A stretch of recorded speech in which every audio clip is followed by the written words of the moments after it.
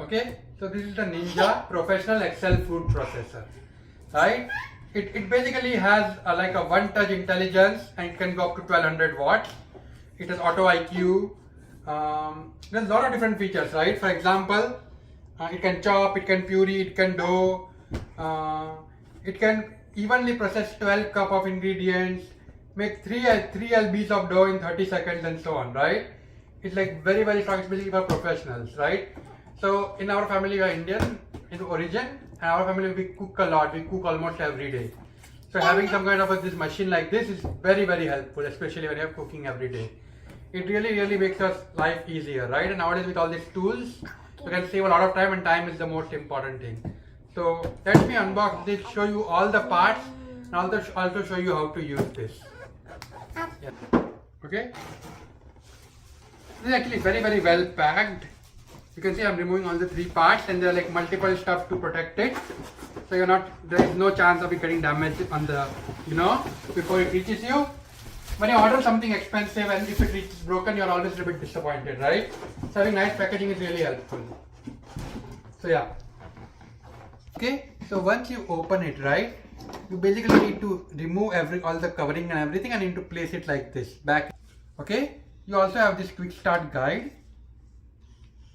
Okay, so you also have this quick start guide and this final manual. Yes, and you also have this food, like food recipe kind of thing, which tells you what equipment to use to make what, right? For example, let's say you want to shred this, then they suggest using this slice and so on. So once you get familiarized with everything, when you want to decide what you want to use, you can just refer this. Yes, Virti, you can have this. Okay, now this is the main part here, right? So you can see this is the wire here. Then you also need to peel it here, right? And you can, if you notice here, there are like 3 parts, right? One is something like very thick, like a potato. Then there you have a cucumber, and then you have a carrot, right? So you want to put some kind of a vegetable very thick, you use this here. When you want to put something slightly more smaller, the big one you put here. If you want to put something smaller, you use this one here.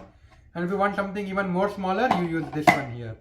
And then you can use each of the other one to push it. So let's say if you wanted to push some slightly bigger like a cucumber, right? You put it here, and then you use this to push. Now you want to put something like a carrot, you put it here, and then you use this to push. So it's like a 3 layer, so that as a professional you should be able to use anything if you are using whatever to slice it and get everything ready. In here you can see there are blades. They're like a really nice cover. Now you can see I have a small daughter here. Having something like this is really nice because you want to make sure that you can store this safely. It's difficult to open even for me. So making it opening for kids is slightly more difficult. So you are not worried about them getting hurt accidentally. Yeah, Virti, this is very pointy. You should not touch it, okay? No. Okay. Now this is the mixer. You can see it has like a wire here. It is I would say medium size, not too big, and but it's nice and stable, and it has suction cups at the bottom. Yes, thank you, Virti. So these are all the parts, right? Now let me just show you. This is the spindle to use for the blades. This is the dough maker, and there is a like a chopper and slicer blade inside here already. So now let me show this to you in action. Okay, so first thing first, I'm going to show you how to open it, right? So first of all, if you notice the handle here, there is like a button. You need to press it and then twitch it. So it's like a lock, and you can only open it with the button. And then you need to open it. Okay? Yeah. Now you have this very pointy blade, right? So yeah, let me just keep it here for a second, back inside here, and let me open this, and let me show you all the other parts first. You can see it's a bit difficult to open, which is in a way nice, because then I know that my daughter cannot accidentally open it. Now this is the dough maker blade, right? Okay, so for now I'm going to remove this blade out and keep it on the side here, because I'm not going to use it. I'm going to use it at the end to actually show you making stuff, because we are going to use that blade a lot. Okay, so first of all, let's say you want to use it as a dough maker, right? You take this out from the box here, and just put it here like this. You put the dough in, and then you see this is the mixer here, right?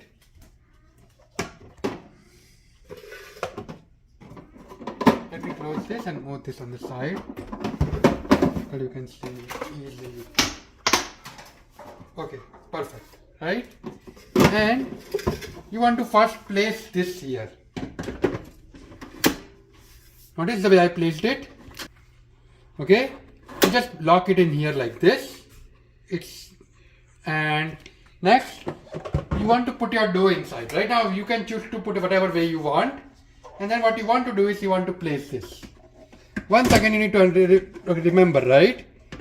The handle pointy thing should be here, right? So you can lock it in. Right? And now this is ready. Now you can turn it on and move it to the dough mode. Let me connect this and show it to you. Okay? You want to turn it on. Now you have low, high and pulse. Pulse means you can control it, right? Let me just start with the low. Going to high. Let's see pulse. So, as much as you press it, it will basically go. Now you can just move to dough mode. Okay? There are some things that you need to understand, right? This is the largest one that you are seeing, right? Notice as soon as I removed it, it started to flash. Which means that to run anything, you want the largest one to be there. Now if the smaller ones are not in, that is okay. Right? Because you are putting something large.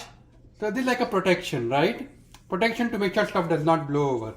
So like that way there is like a guarantee that you don't mess up anything else.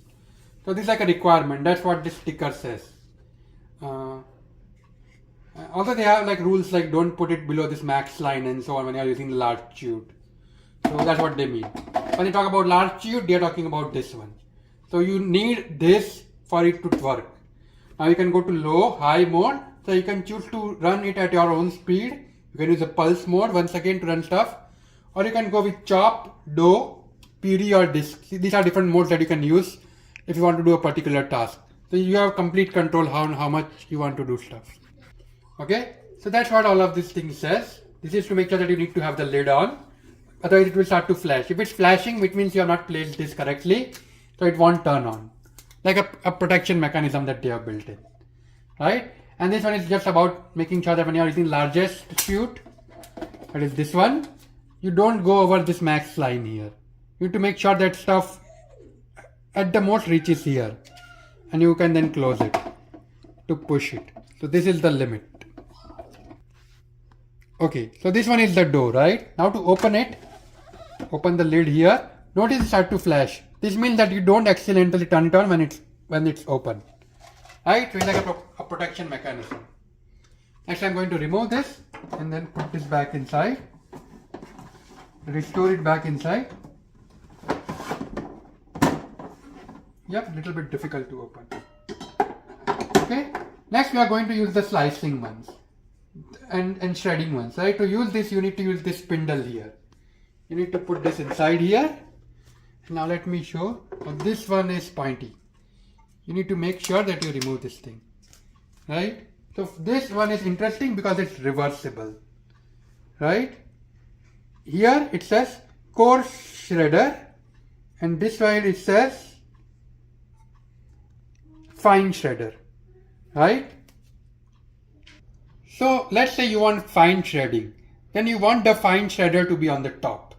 So whatever you read, that is what you are going to get. You just place it on this spindle here. Right? Next you want to take this lid here, place it here and lock it. Notice the lights turn on and stop flashing, which means it's ready. But now let's say if I remove this, notice the lights start to flash again because there is no protection. So it won't allow you to run it. So this is important. Now once again light stopped. So now you put whatever you want to shred here, right? You can remove this and try to put some shred here or put something even smaller here. Completely your choice. And basically it will start to chop or in this case you want a disc mode here. So you're going to use this or you can use low, high or pulse. Okay, so this is this disc, right? Now let me show you the next one. Adjustable slicer, right? So I'm going to remove this here. Be careful, there is a blade here, right? Now on one side you will notice you have this thing here, right? And notice it's on S, the smallest. This is 0.3 mm and you can go up to 8 mm. And now notice what I'm doing, I'm rotating this. I'm rotating this. And I want you to notice this here, right? And when I rotate, the slicer is moving up. I rotate, the slicer is moving down. It means it is adjustable, right? So let's say you want really fine slicing. You want to keep it on the smallest and put it right here on this spindle, right? Now you turn it on. I'm going to show you, but not in this mode for now, once I make it large. And now when you use the slice mode here, or the chop mode, on the disc mode here, sorry, the disc mode, you will see it will be like very fine. But now let's say you want more like bigger slices or like a thicker slices, and you turn it around. Now notice the slice. I hope you can see this here, the height. The smallest when the height is smaller and the largest when the height is bigger, right? Now you put this here, be careful of the blade now, and what ends up happening is you will get really thick slice. Let me put this in and show it to you.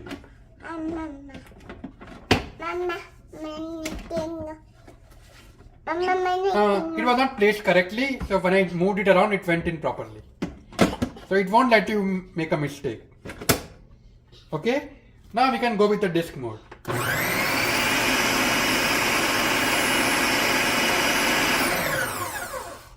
Right? So simple to use. And when you are done with washing it, you can then safely store everything back here. Right? So to safely store it, open it. Pick it up here from this gray spindle so that you're not touching the blade. I can use it here as well. Rotate the blade so that it's down. Then carefully store it back here and close it.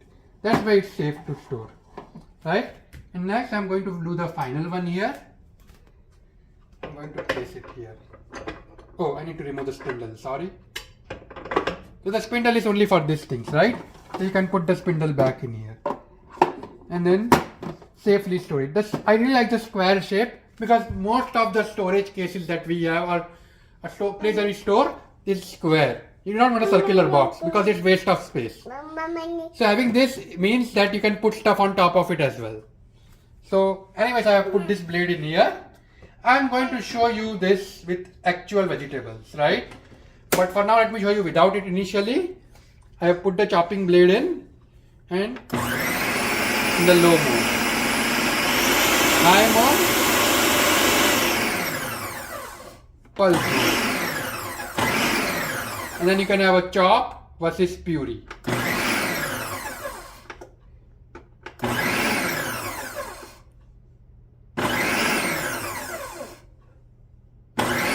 This is chop mode.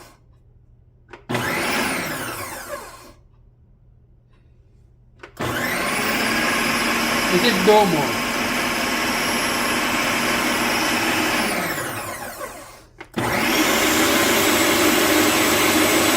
Notice how fast this was because this is puree mode. In the chop mode, it rotates and stops. And then you have the disc mode, which I show you for the other ones. So next I'm going to show this to you with the vegetables. Okay, so I'm going to first chop these things here. You can see I'm putting them inside here to use. Right. Let me start with some to show you how it looks so that you can actually see.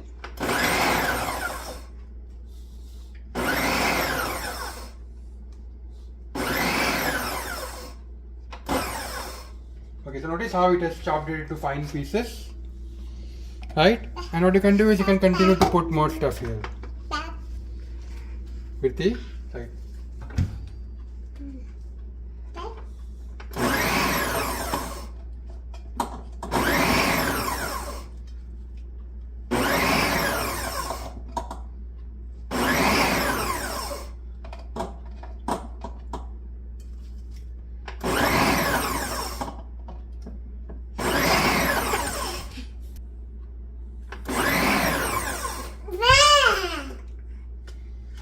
Okay, I'll turn it off now.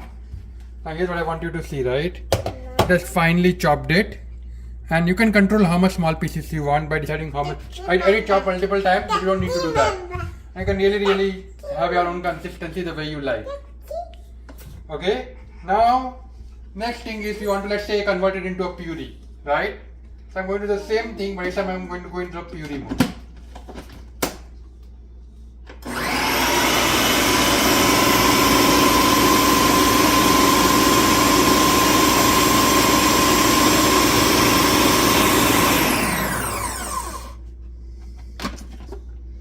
And I wanted to see this, right? I just turned it into a puree. So basically you have complete choice on how you want to, what part, how much part you want to use it, and you can choose the consistency based on your choice. So yeah, simple and easy to use. Okay, thank you.